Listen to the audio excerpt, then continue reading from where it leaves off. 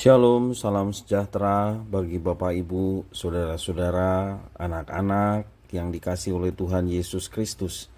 Jumpa kembali bersama saya Pendeta Eka di dalam renungan firman Tuhan pada hari ini, hari Sabtu 2 April 2022. Kiranya sukacita dan damai sejahtera dari Tuhan kita Yesus Kristus menyertai kehidupan kita sekalian. Puji nama Tuhan.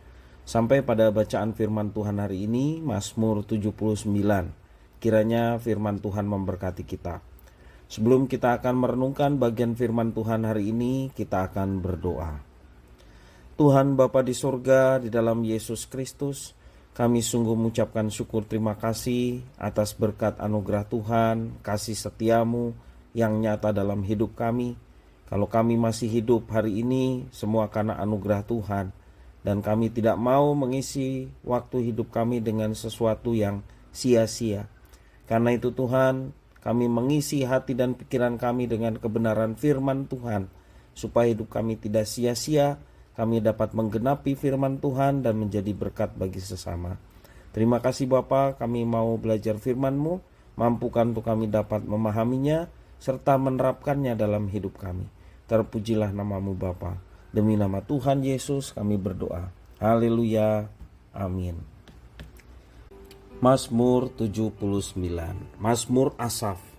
Ya Allah, bangsa-bangsa lain telah masuk ke dalam tanah milik-Mu, menajiskan bait kudus-Mu, membuat Yerusalem menjadi timbunan puing. Mereka memberikan mayat hamba-hamba-Mu sebagai makanan kepada burung-burung di udara, daging orang-orang yang Kau kasihi kepada binatang-binatang liar di bumi. Mereka menumpahkan darah orang-orang itu seperti air sekeliling Yerusalem, dan tidak ada yang menguburkan. Kami menjadi celah bagi tetangga-tetangga kami, menjadi olok-olok dan cemooh bagi orang-orang sekeliling kami. Berapa lama lagi ya Tuhan, Engkau murka terus-menerus, dan cemburumu berkobar-kobar seperti api? Tumpahkanlah amarahmu ke atas bangsa-bangsa yang tidak mengenal Engkau, ke atas kerajaan-kerajaan yang tidak menyerukan nama-Mu, sebab mereka telah memakan habis Yakub, dan tempat kediamannya mereka hancurkan. Janganlah perhitungkan kepada kami kesalahan nenek moyang kami. Kiranya rahmat-Mu segera menyongsong kami, sebab sudah sangat lemah kami. Tolonglah kami, ya Allah, penyelamat kami. Demi kemuliaan nama-Mu, lepaskanlah kami dan ampunilah dosa kami oleh karena nama-Mu. Mengapa bangsa-bangsa lain boleh berkata, di mana Allah mereka? Biarlah di hadapan kami bangsa-bangsa lain mengetahui pembalasan atas darah yang tertumpah dari hamba-hamba-Mu. Biarlah sampai ke hadapan-Mu keluhan orang tahanan, sesuai dengan kebesaran lengan-Mu.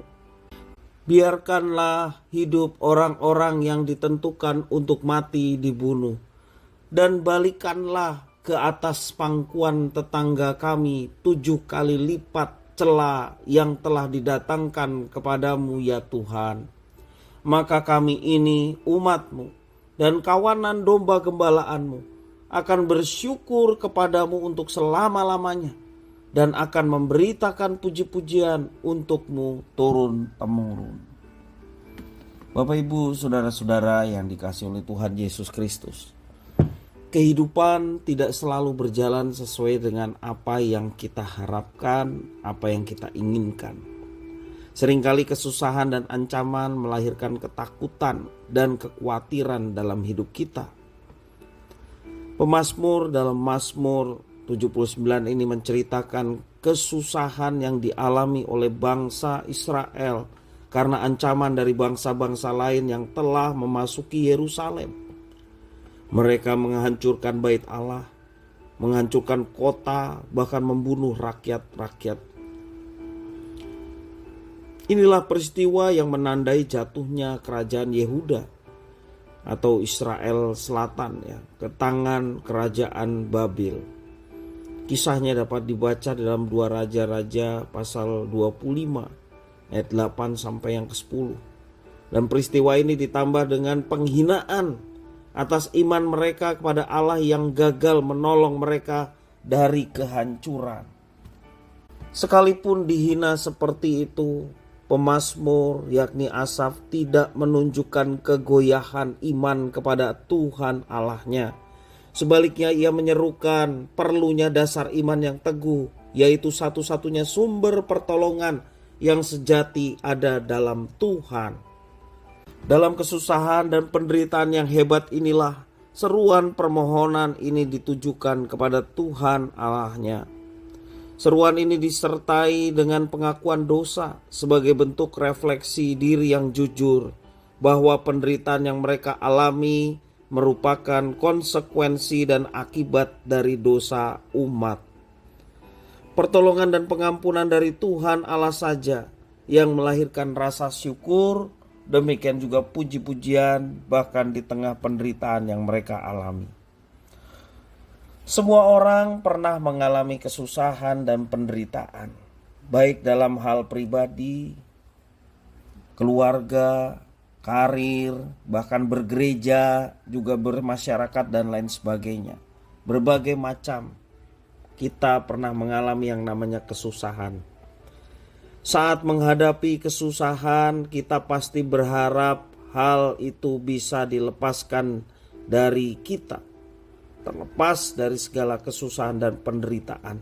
Itu harapan orang yang sedang susah, yang sedang menderita tentu saja. Kita bisa memilih mencari pertolongan dari mana? Apakah pertolongan dari manusia? Meskipun berharap kepada manusia justru seringkali menimbulkan kekecewaan. Karena manusia pun sama dengan kita, terbatas, tidak memiliki kekuatan ekstra untuk menolong sesamanya. Apalagi seseorang yang sungguh menderita, sungguh susah. Bapak ibu saudara-saudara yang dikasihi oleh Tuhan, sebagai orang beriman, mari kita mencari pertolongan hanya kepada Tuhan. Diberkati orang yang mengandalkan Tuhan dan menaruh harapannya pada Tuhan. Karena hanya kepada Tuhan kita berharap dan bersandar. Karena hanya dari Tuhan pertolongan dahsyat dan besar itu terjadi dalam kehidupan orang-orang yang dikasihinya. Kita datang ke hadapannya dengan segala kejujuran, dengan segala kerendahan hati. Dan ketika kita meminta bantuan dan pertolongan dari Tuhan Allah kita, satu kondisi yang diperlukan yakni mempercayakan segala sesuatu ke dalam tangan kuat kuasanya. Sebab kita tahu bahwa Tuhan adalah pertolongan dan keselamatan kita. Ia juga membuat indah pada waktunya. Sebagaimana firman mengajarkan kepada kita, ia bekerja dan menyatakan yang indah pada waktunya. Tertulis dalam Pengkhotbah 3 ayat yang ke-11. Mari Bapak Ibu Saudara-saudara, ketika kita menghadapi tantangan dan kesulitan hidup, satu-satunya kekuatan kita hanyalah Tuhan. Bersandarlah kepadanya, berserulah kepadanya, mintalah pertolongan padanya. Maka pertolongan, keselamatan, campur tangan Tuhan terhadap tantangan dan persoalan hidup kita akan nyata, dan pada saatnya kita boleh melihat indah pada waktunya karya Tuhan dalam hidup kita. Jangan berpaling dari apa yang telah Tuhan tetapkan. Bersandarlah kepadanya, andalkanlah Dia, maka engkau akan melihat tangan kuasa yang menyertai, bahkan mendatangkan mujizat yang tidak pernah kita pikirkan sebelumnya. Tuhan akan menyatakan itu oleh karena Dia bertindak membela umatnya dan menyertai umat yang dikasihinya. Puji nama Tuhan. Kiranya firman Tuhan ini memberkati kita sekalian. Mari kita berdoa. Tuhan, kiranya Engkau mengajar kami untuk mencari pertolongan hanya kepada Tuhan saja. Sebagaimana Tuhan mengajarkan di dalam kitab suci, dalam Mazmur yang kami baca dan renungkan. Pertolongan kami datangnya dari Tuhan yang menciptakan langit dan bumi. Karena itu kami tidak mau berpaling pada siapapun. Kami tidak mau menjadi orang yang terkutuk. karena kami mengandalkan kekuatan kami kepada diri kami sendiri atau kepada orang lain. Tetapi biarlah kami mau diberkati karena andalan dan pengharapan kami hanya kepada Tuhan. Terima kasih ya Tuhan. Inilah doa ucapan syukur kami atas firman Tuhan. Demi nama Tuhan Yesus Kristus kami sudah berdoa dan bersyukur. Haleluya. Amin.